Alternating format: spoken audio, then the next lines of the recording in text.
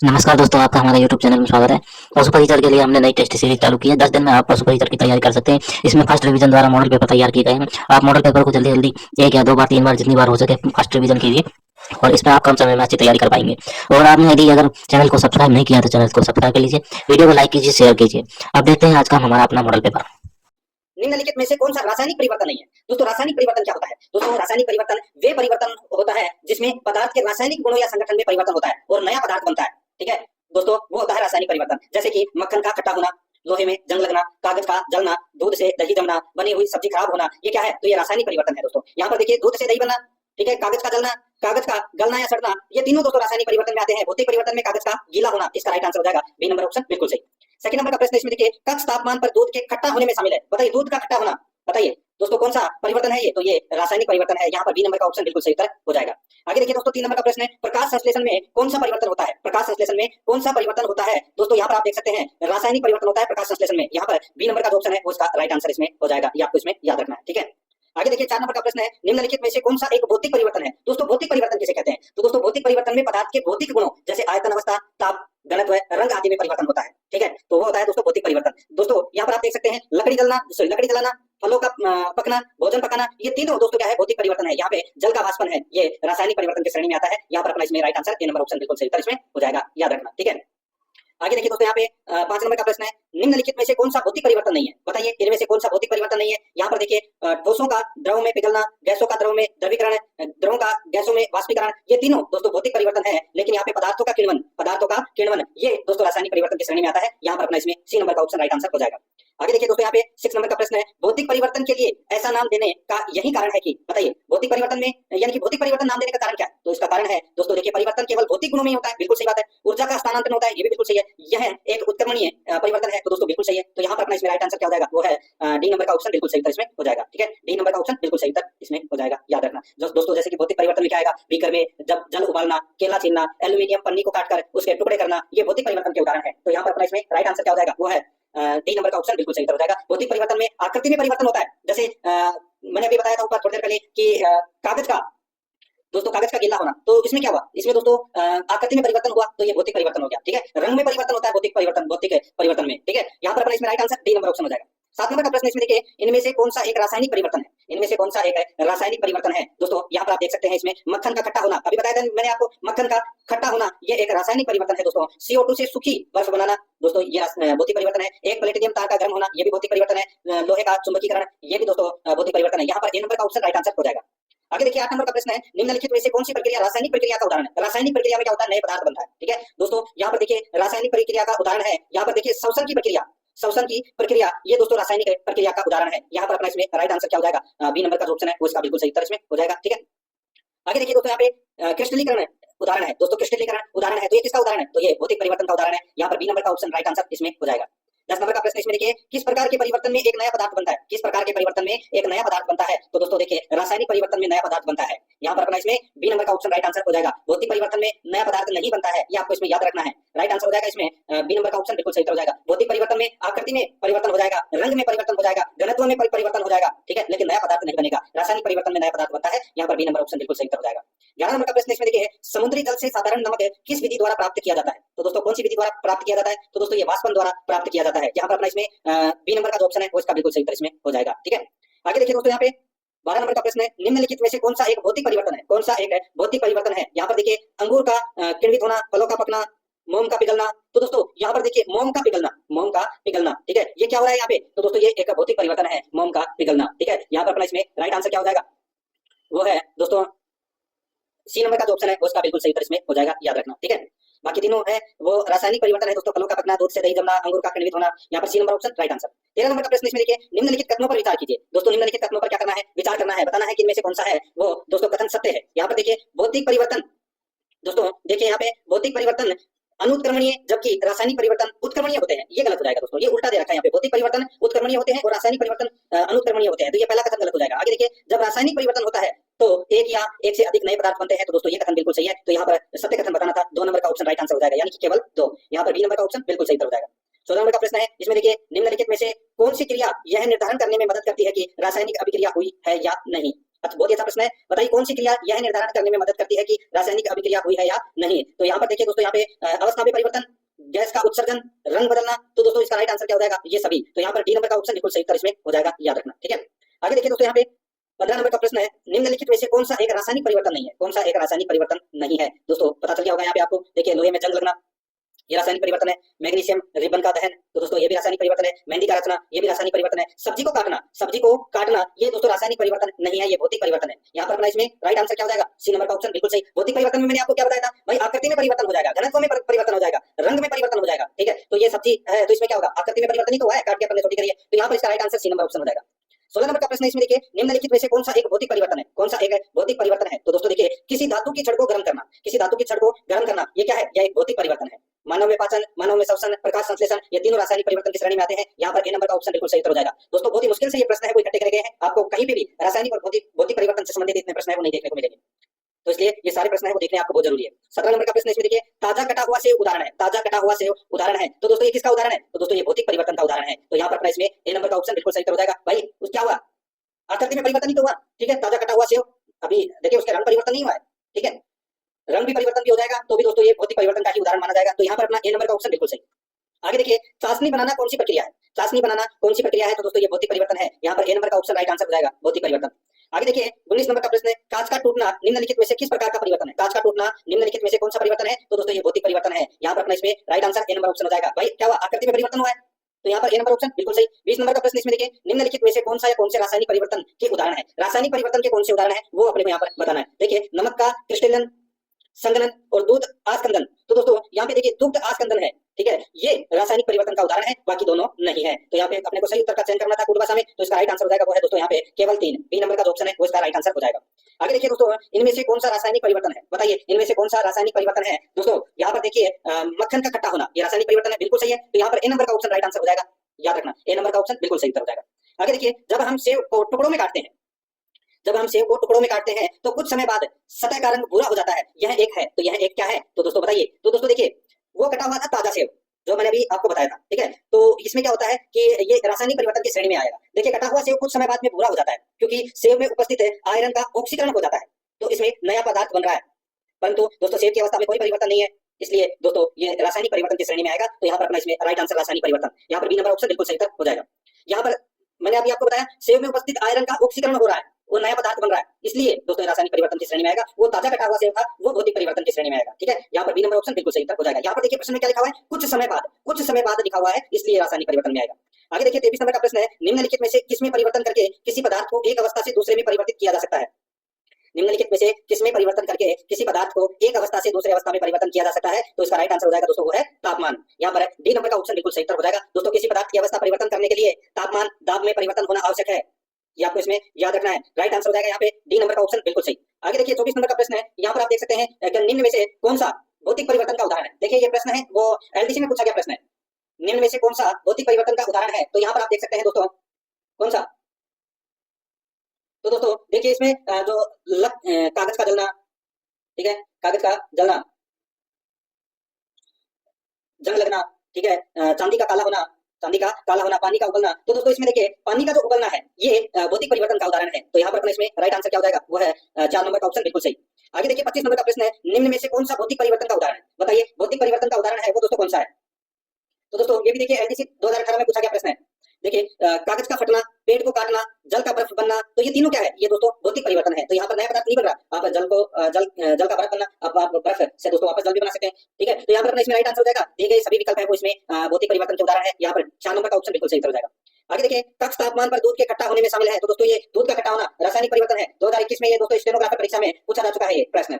आगे देखिए 27 नंबर का प्रश्न है, निम्न में से कौन सा एक भौतिक परिवर्तन है। तो दोस्तों भौतिक परिवर्तन कौन सा है इसमें, देखिए लकड़ी के लट्ठे को छोटे टुकड़ों में काटना। दोस्तों लकड़ी के लट्ठे को छोटे टुकड़ों में काटना, इसमें क्या हुआ है, तो दोस्तों आकृति में परिवर्तन हुआ है। तो यहाँ पर ये भौतिक परिवर्तन का उदाहरण है। यहाँ पर 1 नंबर का ऑप्शन राइट आंसर हो जाएगा। स्टेनोग्राफर परीक्षा 2021 में पूछा गया प्रश्न है ये।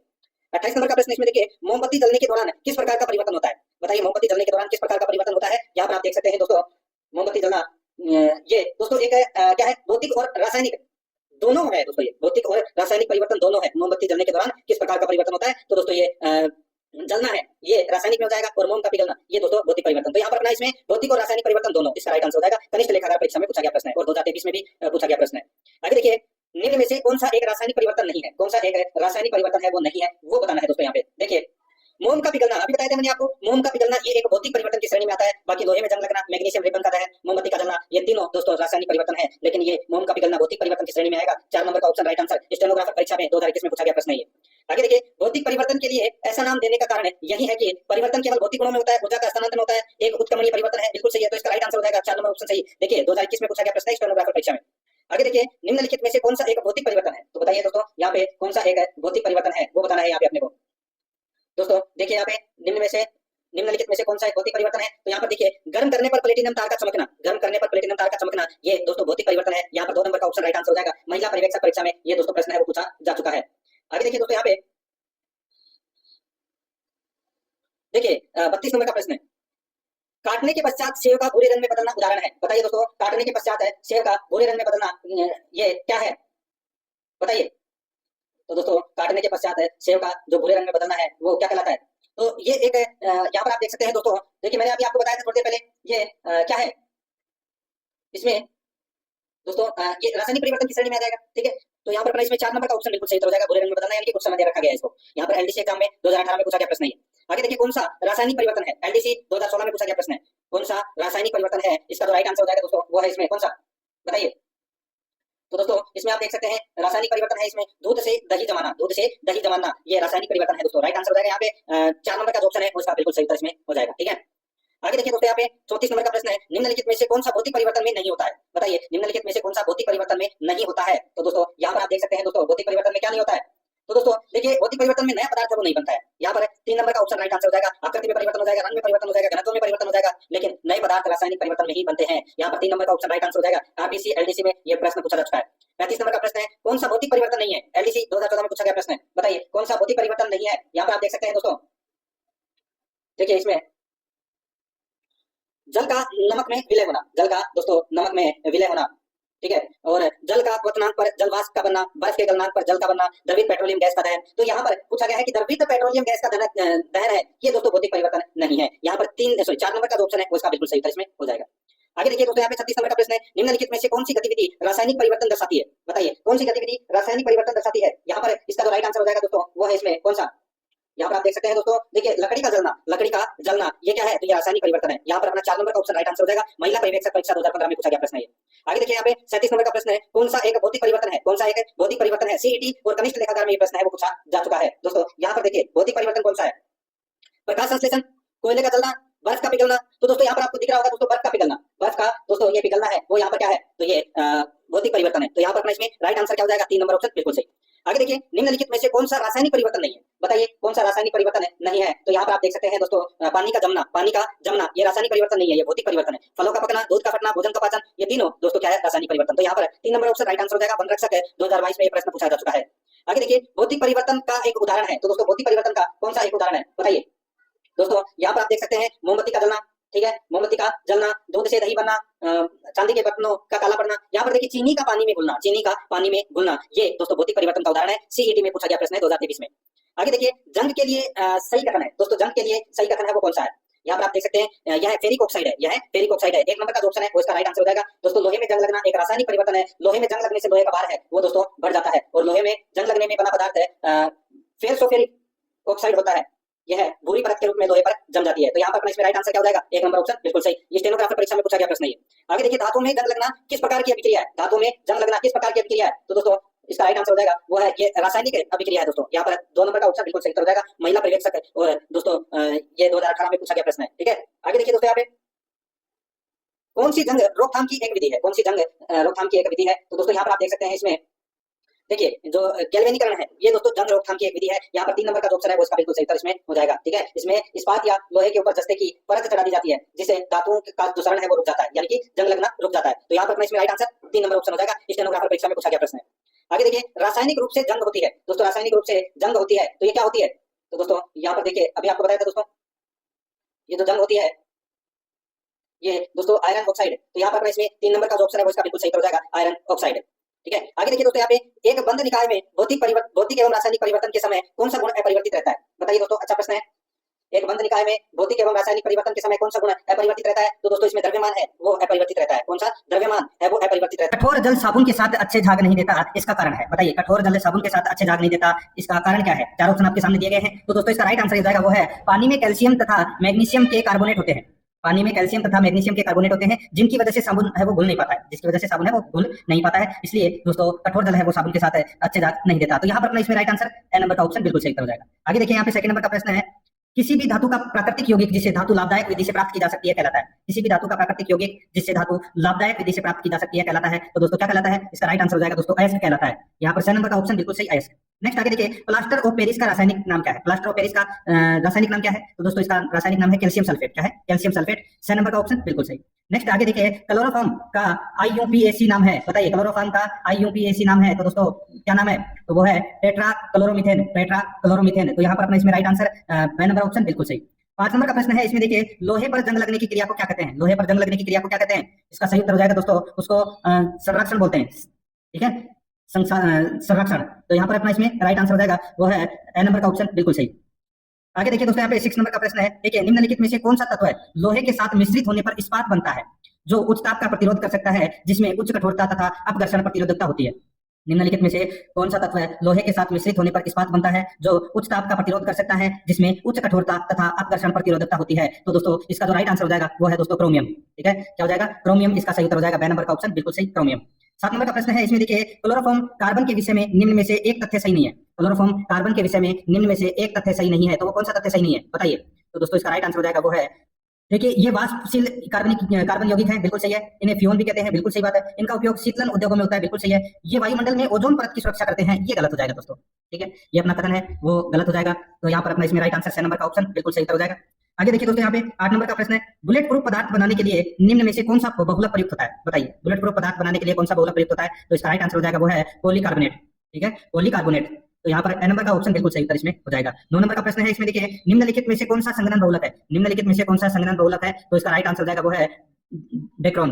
डेक्रोन 6 नंबर का जो ऑप्शन है वो इसका बिल्कुल सही उत्तर हो जाएगा, डेक्रोन। आगे देखिए 10 नंबर का प्रश्न है, निम्नलिखित में से कौन सा सबसे प्रबल प्राकृतिक फाइबर है? निम्नलिखित में से कौन सा सबसे प्रबल प्राकृतिक फाइबर है? तो इसका राइट आंसर हो जाएगा रेशम। 6 नंबर का जो ऑप्शन है वो इसका बिल्कुल सही उत्तर हो जाएगा, रेशम। नेक्स्ट आगे देखिए दोस्तों यहाँ पे 11 नंबर का प्रश्न है, नाइक्रोम किन किन धातुओं की मिश्र धातु है? नाइक्रोम किन किन धातुओं की मिश्र धातु है? तो दोस्तों इसका राइट आंसर हो जाएगा वो है ये लोहा, क्रोमियम और निकिल। लोहा, क्रोमियम और निकिल की दोस्तों ये मिश्रित धातु है। ठीक है, कौन? नाइक्रोम। तो यहाँ पर अपना इसमें राइट आंसर 10 नंबर ऑप्शन सही। 12 नंबर का प्रश्न है, इसमें देखिए हवाई जहाज की बॉडी बनाने में मिश्र धातु का उपयोग किया जाता है, बताइए हवाई जहाज की बॉडी बनाने में कौन सी मिश्र धातु का उपयोग किया जाता है? तो इसका राइट आंसर हो जाएगा वो है ड्यूरालुमिन। ड्यूरालुमिन 6 नंबर का जो ऑप्शन है उसका बिल्कुल सही उत्तर हो जाएगा, ड्यूरालुमिन। नेक्स्ट आगे देखिए 13 नंबर का प्रश्न है, पॉलीथीन के निर्माण में निम्नलिखित में से कौन सा यौगिक काम आता है? पॉलीथीन के निर्माण में निम्नलिखित में से कौन सा यौगिक काम आता है? तो इसका जो राइट आंसर हो जाएगा वो है दोस्तों इसमें कौन सा? तो दोस्तों C2H4। C2H4। तो यहाँ पर अपना इसमें सही उत्तर हो जाएगा बी नंबर का ऑप्शन बिल्कुल सही, C2H4। नेक्स्ट आगे देखिए, अपमार्जक द्वारा कठोर जल के साथ झाग उत्पन्न करने का क्या कारण है? अपमार्जक यानी कि डिटर्जेंट द्वारा कठोर जल के साथ झाग उत्पन्न करने का क्या कारण है? तो दोस्तों इसका जो कारण है वो है वे कठोर जल में भी घुलनशील होते हैं, वे कठोर जल में भी घुलनशील होते हैं। यहाँ पर 6 नंबर का जो ऑप्शन है वो इसका बिल्कुल सही उत्तर हो जाएगा। 15 नंबर का प्रश्न है, इसमें देखिए पीतल में तांबे को इस तत्व के साथ मिश्रित किया जाता है। पीतल में तांबे को इस तत्व के साथ मिश्रित किया जाता है, तो किस तत्व के साथ में बताइए? तो दोस्तों इसका राइट आंसर हो जाएगा वो है जिंक के साथ में। ठीक है, तो यहाँ पर अपना इसमें राइट आंसर क्या हो जाएगा? 6 नंबर का ऑप्शन बिल्कुल सही, ये आपको इसमें याद रखना है। ठीक है, आगे देखिए दोस्तों यहाँ पे 16 नंबर का प्रश्न है, एयर कंडीशनरों में सामान्यतः प्रयुक्त होने वाला प्रशीतक है, बताइए एयर कंडीशनरों में सामान्यतः प्रयुक्त होने वाला प्रशीतक है तो वो कौन सा है? तो दोस्तों ये तो सभी को पता होगा, उसको बोलते हैं दोस्तों फ्यून बोलते हैं। क्या बोलते हैं? फ्यून बोलते हैं। तो यहाँ पर अपना इसमें right answer A number option सही, फ्यून। नेक्स्ट आगे देखिए, तांबे के प्रमुख अयस्क हैं, तांबे के प्रमुख अयस्क हैं तो वो क्या है? तो दोस्तों राइट आंसर हो जाएगा वो है मेलाकाइट ग्रीन। मेलाकाइट ग्रीन है ये तांबा का प्रमुख अयस्क है दोस्तों। ठीक है, याद रखना मेलाकाइट ग्रीन। तो यहाँ पर 6 नंबर का ऑप्शन बिल्कुल सही, हेमेटाइट है ये लोहे का है। आगे देखिए, रेफ्रिजरेटर में किसका उपयोग किया जाता है? रेफ्रिजरेटर में किसका उपयोग किया जाता है? एलडीसी 2011 में पूछा गया प्रश्न है। तो दोस्तों रेफ्रिजरेटर में किसका उपयोग किया जाता है? तो ये फ्यून का उपयोग किया जाता है दोस्तों। 6 नंबर का ऑप्शन बिल्कुल सही, फ्यून का उपयोग किया जाता है। 19 नंबर का प्रश्न है, इसमें देखिए सीएनजी का प्रमुख घटक है, सीएनजी का प्रमुख घटक है, एलडीसी 2011 में ये प्रश्न है वो पूछा गया है, सीएनजी का प्रमुख घटक है तो वो कौन सा है? तो दोस्तों वो है मीथेन। तो यहाँ पर ए नंबर का ऑप्शन बिल्कुल सही हो जाएगा, मीथेन इसका बिल्कुल सही। 20 नंबर का प्रश्न इसमें देखिए एलपीजी के घटक हैं, एलडीसी 2011 में पूछा गया प्रश्न है, एलपीजी के घटक हैं तो दोस्तों कौन से घटक हैं एलपीजी के? तो इसका राइट आंसर हो जाएगा वो है ब्यूटेन और प्रोपेन, ब्यूटेन और प्रोपेन। ठीक है, ब्यूटेन और प्रोपेन ये दोनों के दोनों दोस्तों एलपीजी के क्या हैं? घटक हैं। तो यहाँ पर अपना इसमें सही उत्तर क्या हो जाएगा? वो है दोस्तों देखिए 3 और 4 इसमें क्या है? सही है, तो इसका सही उत्तर हो जाएगा वो है दोस्तों बी नंबर का ऑप्शन बिल्कुल सही। आगे देखिए 21 नंबर का प्रश्न है, वाशिंग सोडा है, बताइए वाशिंग सोडा क्या है? तो दोस्तों इसका सही उत्तर हो जाएगा वो है वाशिंग सोडा है ये हाइड्रेटेड सोडियम कार्बोनेट है, हाइड्रेटेड सोडियम कार्बोनेट है वाशिंग सोडा। तो यहाँ पर अपना इसमें सही उत्तर हो जाएगा 6 नंबर ऑप्शन बिल्कुल सही। 22 नंबर का प्रश्न है, उस सोडियम यौगिक का नाम बताइए जिसका उपयोग जल की कठोरता को स्थायी रूप से दूर करने के लिए किया जाता है। उस सोडियम यौगिक का नाम बताइए जिसका उपयोग जल की कठोरता को स्थायी रूप से दूर करने के लिए किया जाता है। तो इसका राइट आंसर हो जाएगा, उसे बोलते हैं sodium carbonate. Sodium carbonate 6 number का ऑप्शन बिल्कुल सही उत्तर हो जाएगा, सोडियम कार्बोनेट। आगे देखिए 23 नंबर का प्रश्न है, प्लास्टर ऑफ पेरिस का निर्माण किसके उष्मण द्वारा किया जाता है। प्लास्टर ऑफ पेरिस का निर्माण किसके उष्मण द्वारा किया जाता है। तो दोस्तों इसका राइट आंसर हो जाएगा, वो है इसमें दोस्तों जिप्सम के द्वारा। तो यहाँ पर बी नंबर का ऑप्शन बिल्कुल सही उत्तर हो जाएगा, जिप्सम के द्वारा। ठीक है, ये प्रश्न है दोस्तों बहुत ज्यादा महत्वपूर्ण प्रश्न है, ये आपको इसमें याद रखना है। आगे देखिए, कैलामिन किस धातु का अयस्क है। बहुत ही अच्छा प्रश्न है, कैलामिन किस धातु का अयस्क है। जैसे हेमेटाइट है वो लोहे का है, ठीक है। तो यहाँ पे कैलामिन किस धातु का अयस्क है, तो इसका सही उत्तर हो जाएगा दोस्तों वो है जस्ते का है ये, ठीक है, जस्ते का। ए नंबर का ऑप्शन बिल्कुल सही, जस्ते का। 25 नंबर का प्रश्न इसमें देखिए, क्लोरोफ्लोरोकार्बन यानी कि सीएफसी को किस नाम से भी जाना जाता है, बताइए। सीएफसी को और किस नाम से जाना जाता है, तो दोस्तों इसको फ्यून के नाम से जाना जाता है। ड नंबर का ऑप्शन बिल्कुल सही। नेक्स्ट आगे देखिए, निम्नलिखित में से कौन सा कार्बन का अनाकार अपरूप है, बताइए कौन सा कार्बन का अनाकार अपरूप है। तो इसका सही उत्तर हो जाएगा वो है दोस्तों लैंप ब्लैक। लैंप ब्लैक है ये दोस्तों कार्बन का अनाकार अपरूप है। राइट आंसर हो जाएगा ड नंबर ऑप्शन बिल्कुल सही। आगे देखिए, लकड़ी का कोयला किसका एक अपरूप है, बताइए। लकड़ी का कोयला किसका एक है अपरूप है, तो दोस्तों इसका राइट आंसर हो जाएगा कार्बन का, ठीक है, कार्बन का अपरूप है यहाँ पर। ए नंबर ऑप्शन बिल्कुल सही। नेक्स्ट आगे देखिए, सोडियम हाइड्रोजन कार्बोनेट का सोडियम हाइड्रोजन कार्बोनेट को सामान्यतः कहाँ कहा जाता है, बताइए। सोडियम हाइड्रोजन कार्बोनेट को सामान्यतः क्या कहा जाता है, तो दोस्तों इसको कहा जाता है क्या, बताइए। तो दोस्तों इसको बेकिंग सोडा के नाम से जानते हैं, बेकिंग सोडा भी कहा जाता है। तो यहाँ पर अपने इसमें बी नंबर ऑप्शन बिल्कुल सही। आगे देखिए दोस्तों, यहाँ पे निम्नलिखित में से किस यौगिक को कास्टिक सोडे के रूप में जाना जाता है, बताइए। कास्टिक सोडे के रूप में जाना जाता है किस यौगिक को, तो ये तो सभी को पता होगा दोस्तों, NaOH को। तो यहाँ पर अपना इसमें राइट आंसर क्या हो जाएगा, ए नंबर का ऑप्शन बिल्कुल सही। नेक्स्ट आगे देखिए, यहाँ पे धावन सोडे का रासायनिक नाम क्या है, बताइए। धावन सोडे का रासायनिक नाम क्या है, इसका राइट आंसर हो जाएगा दोस्तों सोडियम कार्बोनेट, ठीक है, क्या हो जाएगा, सोडियम कार्बोनेट। तो यहाँ पर 6 नंबर का ऑप्शन बिल्कुल सही उत्तर हो जाएगा, सोडियम कार्बोनेट। आगे देखिए, गलत कथन की पहचान कीजिए दोस्तों। अपने को यहाँ पर क्या करना है, गलत कथन बताना है कि कौन सा इसमें गलत कथन है। दोस्तों देखिए, यहाँ पे सोडियम और पोटेशियम दोनों ही साबुन कठोर जल में प्रभावी होते हैं, गलत हो जाएगा दोस्तों। सोडियम और पोटेशियम दोनों ही साबुन है वो कठोर जल में प्रभावी नहीं होते हैं। तो यहाँ पर अपना पहला कथन है वो गलत हो जाएगा। बाकी का देखिए, साबुन का आयनिक भाग जल के साथ परस्पर क्रिया करता है, बिल्कुल सही है। आमतौर पर सोडियम साबुन की तुलना में पोटेशियम साबुन त्वचा के लिए नरम होते हैं, बिल्कुल सही बात है। तो यहाँ पर अपना इसमें राइट आंसर क्या हो जाएगा, ए नंबर का ऑप्शन बिल्कुल सही, यानी कि पीओपी जिसको अपन बोलते हैं, ठीक है। प्लास्टर ऑफ पेरिस की पेस्ट की एक मोटी कोटिंग एक टूटी हड्डी पर पट्टी पर प्रयुक्त होती है। टूटी हुई हड्डी को स्थिर रखने के लिए इसे सुखाने पर यह कठोर हो जाता है, यह पीओपी, बताइए। बहुत ही अच्छा प्रश्न है दोस्तों। प्लास्टर ऑफ पेरिस यानी कि पीओपी के पेस्ट की एक मोटी कोटिंग एक टूटी हड्डी पर पट्टी पर प्रयुक्त होती है। टूटी हुई हड्डी को स्थिर रखने के लिए इसे सुखाने पर यह कठोर हो जाता है, यह पीओपी दोस्तों, यह पीओपी। उत्क्रम नहीं हो सकती है, उत्क्रम है वो नहीं हो सकती है। तो यहाँ पर अपना इसमें right answer B number option बिल्कुल सही हो जाएगा। 33 नंबर का प्रश्न इसमें देखिए, कथन 1 और कथन 2 दे रखे, अपने को बताना है कि कौन सा इसमें सही है। दोस्तों देखिए, कथन 1 देखिए, साबुन कैल्शियम और मैग्नीशियम दोनों के लवणों युक्त जल के साथ जहाज नहीं बनाता है, दोस्तों बिल्कुल सही बात है। आगे देखिए, दीर्घ श्रृंखला वसीय अम्लों के कैल्शियम और मैग्नीशियम लवण जल में अविलय होते हैं, दोस्तों ये भी बिल्कुल सही है। तो दोस्तों ये दोनों के दोनों कथन है वो सही है, और कथन 1 और कथन 2 है ये का दो कथन 1 है, ये कथन 2 का सही स्पष्टीकरण भी है। तो यहाँ पर अपना इसमें सही उत्तर क्या हो जाएगा, वो है दोस्तों इसमें देखिए पहला नंबर का जो कथन है ए नंबर का, वो इसका बिल्कुल सही उत्तर इसमें हो जाएगा, ये आपको इसमें याद रखना है। आगे देखिए दोस्तों, यहाँ पे देखिए, कांसे का उपयोग मूर्तियों तथा पदक बनाने में किया जाता है, जबकि पीतल का उपयोग बर्तन, वैज्ञानिक उपकरण तथा कारतूस बनाने में किया जाता है। कांसा और पीतल दोनों ही ताम्रयुक्त मिश्र धातु है, तथापि उनकी रासायनिक संरचना में अंतर इस रूप में है कि दोस्तों, इस रूप में है कि पीतल में जस्ता और कांसे में टिन का अतिरिक्त अंश होता है। दोस्तों पीतल में जस्ता और कांसे में टिन का अतिरिक्त अंश होता है। तो यहाँ पर अपना इसमें राइट आंसर क्या हो जाएगा, ए नंबर का जो ऑप्शन है वो इसका बिल्कुल सही उत्तर हो जाएगा, ठीक है। पीतल में जस्ता और कांसे में टिन का अतिरिक्त अंश होता है।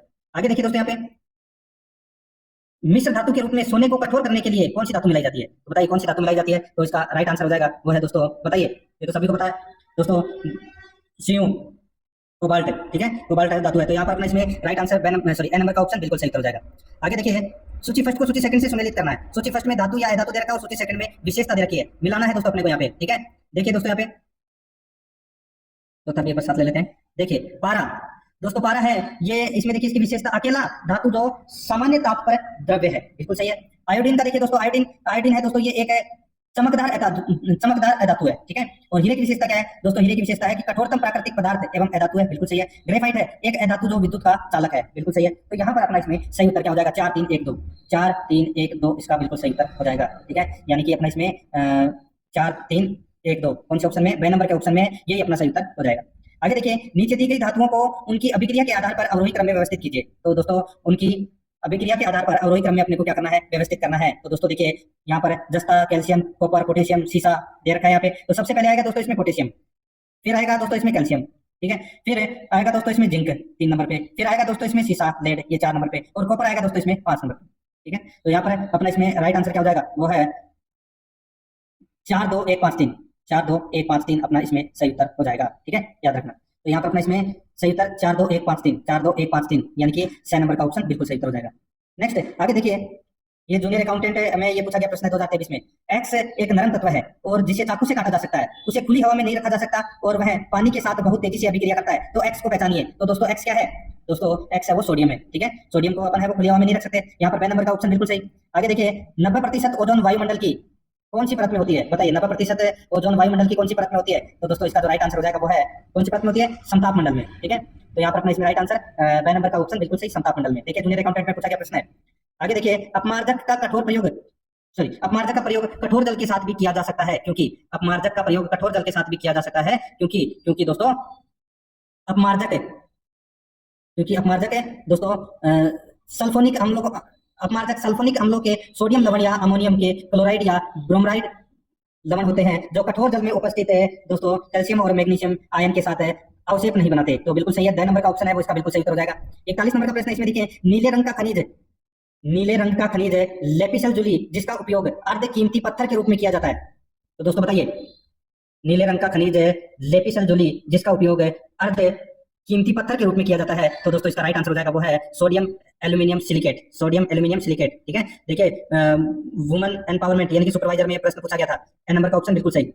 आगे देखिए, नायलॉन रेसे बने होते हैं, नायलॉन जो रेसे हैं वो किसके बने होते हैं, तो दोस्तों पोलियमाइड बहुलक से बने होते हैं दोस्तों, ये पोलियमाइड बहुलक से बने होते हैं, ये भी सुपरवाइजर में पूछा गया प्रश्न है।